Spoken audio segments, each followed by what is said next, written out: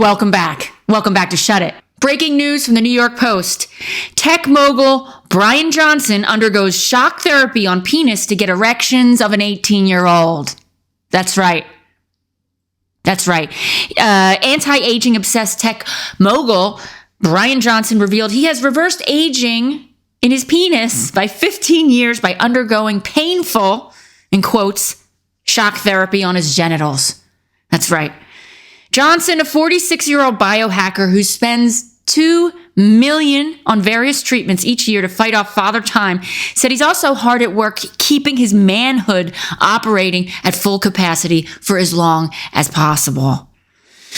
I have a lot to say about this. Okay, let's continue, shall we?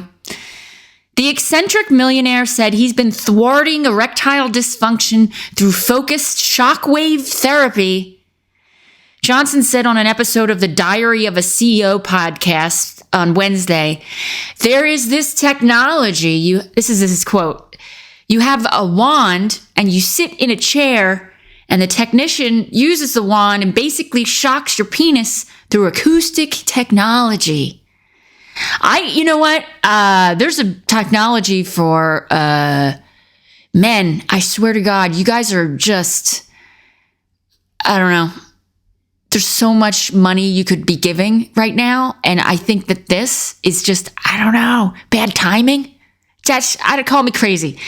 He goes on to say it's a technology that has a broad range of applications and it's also used for erectile dysfunction, he said, adding that he is currently experiences no sexual dysfunction. But the women around you, as soon as they read this, they will. That's a red flag for me. I don't care how much money you have. You're spending $2 million or millions of dollars to have a dick like a 15-year-old? Get out of my face. There's a reason. There's stages in life. Do you know what I mean? Look, I know. I get it. You want to feel like you have a lot of money and you want to... Fine. That's fine. But I think you're going a little overboard. That's just me. Anyway, let's continue. The shocks, which are not electrical, work similarly to workouts by creating micro injuries that the muscle then rebuilds, he said. So we break the penis and the penis. The treatment is painful, he said, describing the pain as 7 out of 10, but a 9 out of 10 at the tip. And I call you a 10 out of a 10 of a loser. He goes on to say, I've been shocked by the results. I'm now 2 months in. My subjective experience is as if my penis has gotten 15 years younger. That's what he said. Okay. And then he goes on to say, at the same time, he's been undergoing the treatment on his genitals. He has begun monitoring its impact on his nighttime erections. God, look at this guy. He's fucking weird looking. He's creeping me. Ew. I'm sorry. He looks like a robot. He looks like a narcissistic robot. I don't know. There's something really bizarre. I find him, look, for somebody who wants to get erections and stuff, I don't think any girl or woman would want to, I think no woman would want to touch it. Because you're a freak, dude. You're a fucking freak. Get a personality. Read a book. I don't know. Go help people. Help people. Okay. All right. On the program, he showed off the small sensor device he straps to his penis to measure the duration and strength of his erections for about 3 to 5 nights in a row every month or so. The data on erections are important, he said, because it represents psychological health, cardiological health. Psychological health? First off, you're putting something on your dick while you sleep at night. There's something wrong with you, dude. That's my assessment. You don't need to strap anything onto your penis to know that you're a fucking lunatic. People, I'm sorry. I know, I'm a little angry about this guy. I don't know why. It just pisses me off. With the climate of what's happening in the world right now, this is the reason why I think it's the end of days, because you have this fucking loser. Anyway, he goes on to say, people are not familiar that nighttime erections are actually a meaningful health indicator. Johnson said. To get to the level of an 18-year-old, I would need 3 hours and 30 minutes of nighttime erections. So that's the goal we're trying to achieve, he said. Johnson has turned heads with his extreme age reversal methods, which include an incredibly strict diet and exercise regime. He takes 101 supplements a day with the hopes to eventually make all of his major organs, including his brain, liver, kidneys, teeth, skin, hair, penis, and rectum, functioning as they were in his late teens. Yeah. In one of his more controversial efforts to slow his biological clock, he uses his teenage son as his personal blood boy. Get this, he swaps plasma with his 17-year-old son. And what do you guys think? Would you want to have a penis like a 15-year-old? I don't think you would. I think that would be kind of distracting. I don't know. I'm not a dude, but I imagine it's probably painful. Like 3 hours in a night, you have a boner. I didn't even know that was possible. I think it's kind of strange. I don't even know where to begin with this. Honestly, I don't know where to begin with this. I shit you not. I'm at a loss for words. I have to go straight to the comments because I have to really think about this for a second. A grown-ass man spending millions of dollars and getting blood from his son. If I was his son, I'd be like, fuck you, Dad. Get your own blood. Like, what are you doing? All right. Okay. So I just saw this. This is not from the New York Post. It's from People. So I don't know if it's credible. Entrepreneur spending $2 million to reverse aging. It says he left his fiance after breast cancer diagnosis. Yeah. Brian Johnson left his fiance, like they were engaged for like 3 years. He promised to whatever partnership and blah, blah, blah. And then she started getting sick and getting chemo. And he said, got to get out because I'm on a health kick nut. I'm a health nut kick and I can't have this negativity around me. And he said, get out, pack your bags. And so she's suing him and I hope she wins because the guy's a loser. Here's the thing. Look, let's go back to the article because I really wanted to read about I just wanted to read the comments because that's, like I said, I always say the same thing every week. I say, the only reason we're all here is for the comments of the New York Post. And I want to hear what they have to say about this douchebag. Phil N. says 111 supplements a day. How is it possible his organs haven't burst? Those supplements have to have effects, good or bad, on his organs. Okay. Wire in Exile says, terrible for the liver. Yep, probably right. A lot of pills are bad for your liver. And Coward at 1600 Penn, I love these names, says he should be more concerned about his lousy hair dye job. I agree. It looks like shit. It's really bad. He looks really weird. You know what he looks like? I just thought of it. You know what he reminds me of? The Klingon on Star Trek. I'm going to put a picture of both of them up. They're like body doubles. I swear to God. Freak. Anyway, Deep says the shocks, which are not electrical, work similarly to workouts by creating micro injuries except there's no muscle there. He's probably just creating scar tissue. Oh, you guys are smart. This is a smart bunch of comments. Usually we get real heavy haters, but they're kind of like technical commenters here. And LUV says, I'm not a physician, but I think he's frying a hot dog. All right. That's more like a New York Post. Libby Clance says, poor employees. I can't imagine how toxic it is to work in this psycho's company. I agree with you, Libby Claus. I do. Talia88 says, I feel pity for this guy. There's nothing that can make you young again. You can exercise, get surgery, eat healthfully, take vitamins, and blah, blah, blah. But yeah, life is life. You know what I mean? I think you should have stayed with your fiance. Greg Solomon Indeed, that guy needs to relax, drink some whiskey, watch some Rodney Dangerfield and Norm Macdonald videos, have a cigar. It all comes down to genetics, which can't be circumvented. Okay, that's very specific remedies for anti-aging. Watched Norm Macdonald and Rodney Dangerfield. I love both of them. I think they're both great. Athos Count de la Fere, I suspect that subconsciously he is terrified of dying someday. He's almost pitiful. Well, yeah, that's a given, right? That's pretty obvious. He honestly doesn't look very good for his age. I agree with you guys, which is ironic. Sure, he's got muscles, but his face and overall, it looks like he's late 50s guy who has his hair dyed. You can't stop Father Time. Just relax. That's what she says, Enrique. LW says, the painted nails he has says it all. Barf emoji. I didn't notice it. Jim Butler says, it's a lot of work and effort expended to achieve something impossible. And Jimmy Ray says, it's a lot of work and effort to do all that and still look 46. I've seen better looking 46-year-olds. That's what he says.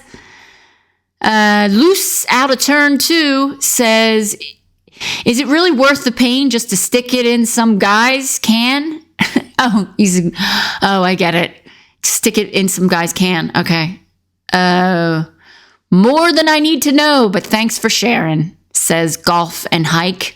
I wonder what his hobbies are. When he's 60, he'll be like Howard Hughes, shuffling around with Kleenex boxes on his feet and letting his fingernails grow 8 inches long. Didn't know that happened. Okay. And New Yorker in Exile replies to that, says, at least they'll be polished. Okay. All right. David Wagner says, man, I'm 49. I still get hard when the wind blows. He must have issues.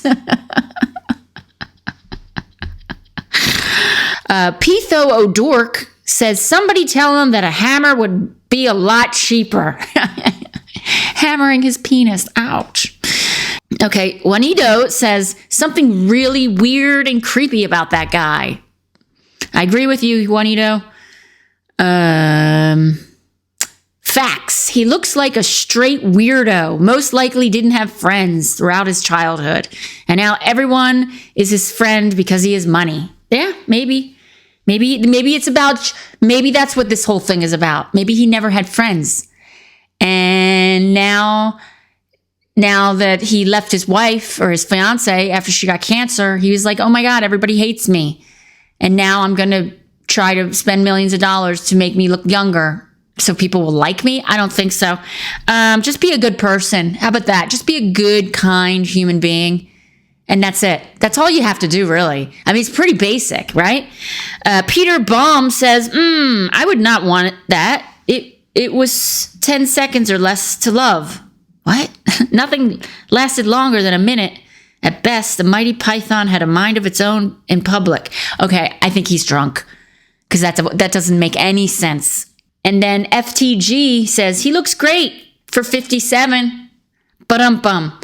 What do you guys think? Would you spend millions of dollars on people electroshocking your penis so you could have hard-ons in the middle of the night? I don't even get why that keeps you young. I think that makes you like a gross teenager.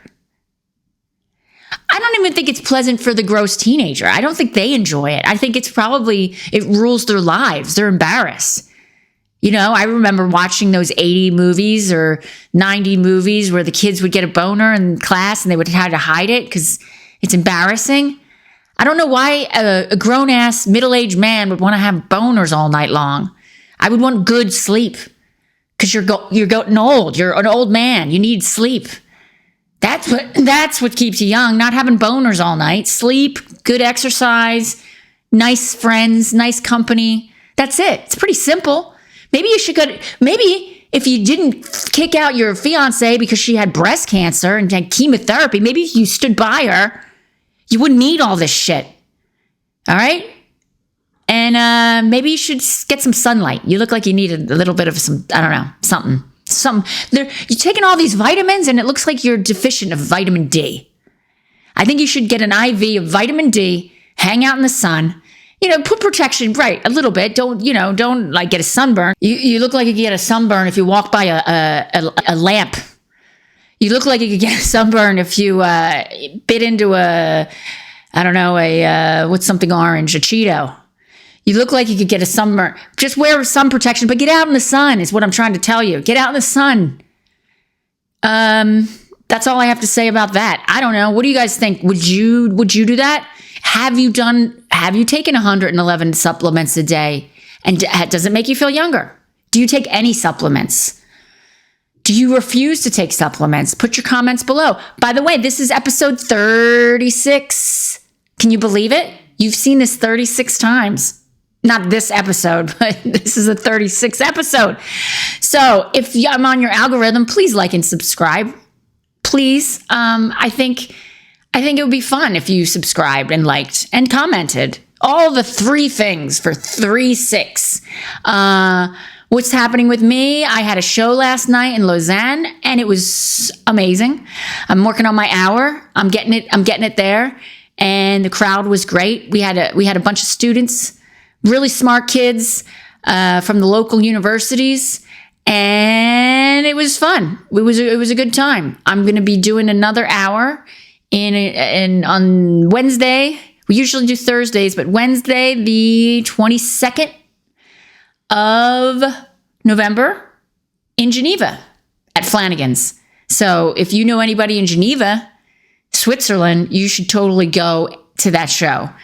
Okay, I did a joke last night, and this is so funny because it's in the New York Post. I did a joke last night. It wasn't really a joke. I was just riffing on tattoos, like how I wouldn't get it, face tattoos. Basically, I was like, it's kind of a trend with rappers. They're getting face tattoos of little squigglies on their face, and the joke was kind of a dumb one. It was like, what does it say? You can't really read it. It must say something like, I hate mommy and daddy, or unemployable. But anyway, this is so funny. In the New York Post, I'm just reading right now, wild reasons people get face tattoos revealed. And they say, don't drink alcohol. Because I'm assuming that's why. Oh my God, this woman got a tattoo of her boyfriend on her forehead. What a fucking idiot. All right. One woman recently went viral after getting her partner's name, Kevin, tattooed on her forehead. Anna Stanskovsky, 27, explained in a TikTok viewed over 19 million times that it was a way to show off her feelings. Yeah, that she's an idiot. Can you feel being an idiot? That you're, I don't know, psychotic? I think, what? And it's huge. It's not like a little Kevin. It's like I'll put it up. I know it's a little bit crazy, said Stanskovsky, but I like to express my feelings. And I think if you really love someone, you should be able to show it off. I don't know, send them a box of chocolates or, do a date night. But you don't have to fucking put their name on your forehead, you dummy. Some commentators have suggested the tattoo isn't real, but I bet you this is a prank because nobody's that dumb. Some commentators have suggested the tattoo isn't real, but she insists she's fully committed to the permanent Kevin marking. A fashionista who lived to regret her facial tattoo is Lottie Moss, half-sister of model Kate Moss. Oh, I didn't. Okay. Last December, she posted pictures of the word lover tattooed beneath her eye with the caption, "Don't drink alcohol, kids. We're going to learn to love it. The world will love it, and my mom will learn to love it." She joined celebrities including Liam Payne, who this year unveiled a small facial tattoo on his right cheek. Justin Bieber's tattoos reveal how important his faith is. Little cross on his eye.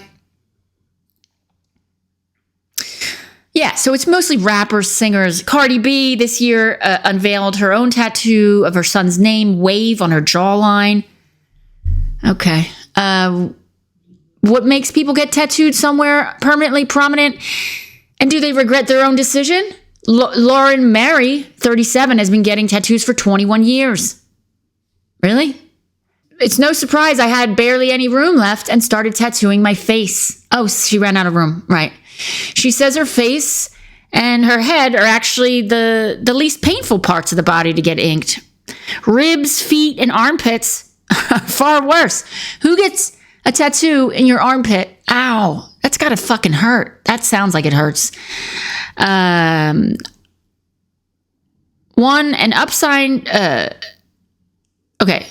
An upside down crucifix on her face is deliberately subversive. It's a middle finger to my childhood. See, that's what I said. It's saying like, F you, mom and dad. It's a middle finger to my childhood. She says, my dad was a church pastor from a very young age. I knew I was gay. It was tough. I was constantly told it's a sin. That's fine. But, you got to live with the fucking face tattoo. And your dad's just still out there being an asshole. It doesn't really make up for it. Do you have a face tattoo? Are you fearless? I'm scared. I'm not fearless. I'm really fearful. I would never get a tattoo on my face, nor would I get a tattoo on any part of my body because I'm a scaredy cat. I admire it though. I like tattoos. I have friends who have lots of tattoos and it looks cool. For me, it's a lot. There's a downside though, he said there's a downside. I get followed around in shops a lot, treated like a criminal, and I get some stares, which sometimes makes me feel self-conscious, he says. However, you need to remember your face is tattooed. It's not exactly normal. Once people get to know me, they realize I'm a huge softie. Comedian Rudy Lee Torora, 32, says his multiple head tattoos were about breaking the rules. I was a rebellion, a way of showing I don't accept your society and I don't play by your rules. I'm my own entity. Like I said, it's like a F you, mom, F you, dad. But now the rules have changed. They're just cool, fashionista pieces everyone's getting. They've lost their flavor a bit.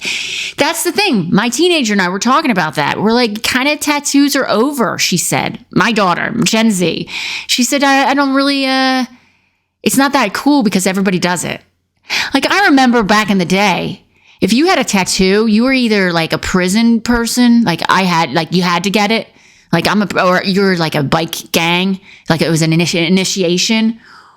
Or like the really older generations, they were like sailors and they were like in wars and they were like, I don't know, we're on this ship, we're going to go fight some strangers overseas.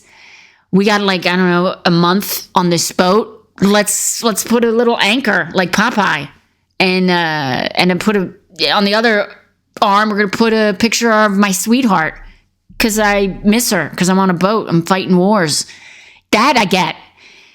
And I even get the rappers because you're kind of bad. Like Cardi B's like kind of like, I'm bad, and Justin Bieber's like trying to be bad. And it's like an image thing because you're in show business and that's your image. You're tough. I get that. But I don't get like Joe Schmo getting a face tattoo to take it to the man because you look kind of nutty. Some people can pull it off, I'm sure, but I don't know. This actually happened. One time, this was a while ago. This is before it became a trend to get face tattoos. I was in New York City. I was down in the subway and it was really late. And I turned to ask it looked like an old guy, a really old guy, bald. And I said, excuse me, sir. He turned around and I swear to God, he had a full, every part of his face was tattooed. And I jumped back and I went, ah! And I didn't mean to, but it was like, when you think you're approaching someone who's like an old man, like, excuse me, I needed to know if like the bus was coming or the subway was coming or whatever. And he startled me. I literally went, ah! And he goes, it's okay. And I go, I'm sorry. I didn't. So that was that. So he must have seen some things for an older guy to get face tattoo. He must have been one of the first punk rockers in New York City. He probably was the inventor of it because he was pretty old with a full face. Or maybe he's a tattoo artist who ran out of room.